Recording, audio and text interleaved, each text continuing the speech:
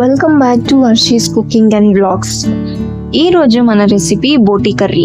ముందుగా mixie jar తీసుకొని దానిలో ఎండి కొబ్బరి ముక్కలు, 1 టేబుల్ స్పూన్ ధనియాలు, 2 లవంగాలు, దాల్చిన చెక్క, 4 నల్ల మిరియాలు, కొన్ని నీళ్లు వేసుకొని గ్రైండ్ చేసుకోవాలి.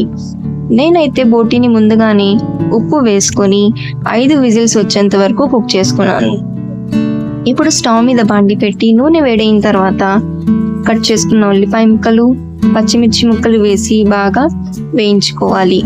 ఇలా వేయించుకున్న తర్వాత మనం రెడీ చేసి పెట్టుకున్న మసాలా వేసి మసాలా రంగు మారేంత వరకు వేయించుకోవాలి. దీనిలో మళ్ళీ ఉప్పు వేయాల్సిన అవసరం లేదు. ఇలా రంగు మారిన తర్వాత 1 టేబుల్ స్పూన్ అల్లం వెల్లుల్లి పేస్ట్ వేసి పచ్చి వాసన పోయేంత వరకు వేయించుకోవాలి. వేగిన తర్వాత దీనిలో 1/2 టేబుల్ స్పూన్ పసుపు వేసి మనం ముందుగానే ఉడికించుకున్న బోటీ వేసి ఒకసారి బాగా కలుపుకోవాలి.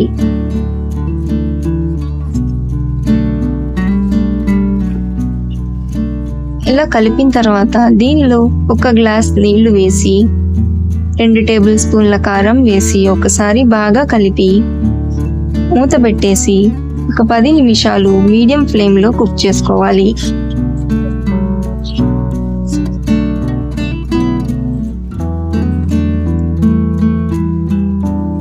10 నిమిషాల తర్వాత ఒకసారి బాగా కలిపి దీనిలో కొత్తిమీర వేసుకొని మరో 2 నిమిషాలు కుక్ చేసుకుంటే easy and tasty boti curry అయితే రెడీ అయిపోతుంది.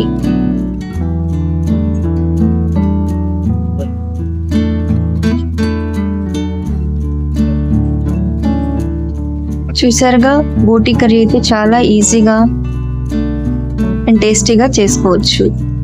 మరిన్ని రెసిపీస్ కోసం మా ఛానల్ని సబ్స్క్రైబ్ చేసుకోండి. Thank you.